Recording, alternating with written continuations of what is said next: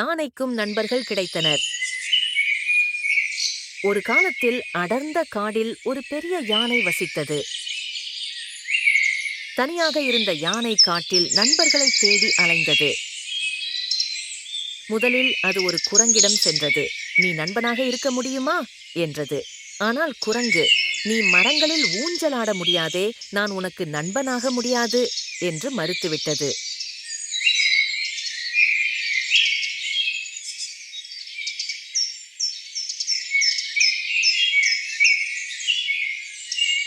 பிறகு யானை முயலிடம் சென்றது. கேட்டது. முயலும், "நீ எங்களை மாதிரி வேகமாக குதிக்க முடியாது, அளவுக்கு பெரியவன், அதனால் நாங்கள் நண்பர்களாக இருக்க முடியாது" என்று சொன்னது.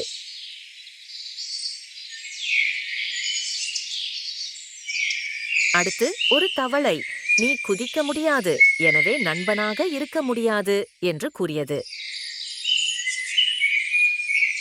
மற்ற அனைத்து விலங்குகளும் யானையை நண்பனாக ஏற்க மறுத்தன.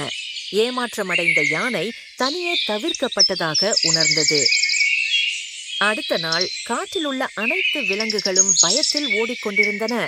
யானை ஓடும் ஒரு கரடியை தடுத்தது.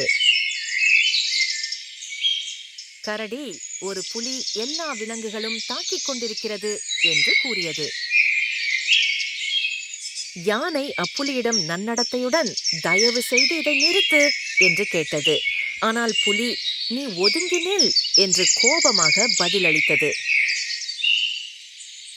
அதற்கு பதிலாக யானை புலியை தனது காலால் அடித்து பயமுறுத்தியது. புலி அங்கிருந்து ஓடிவிட்டது.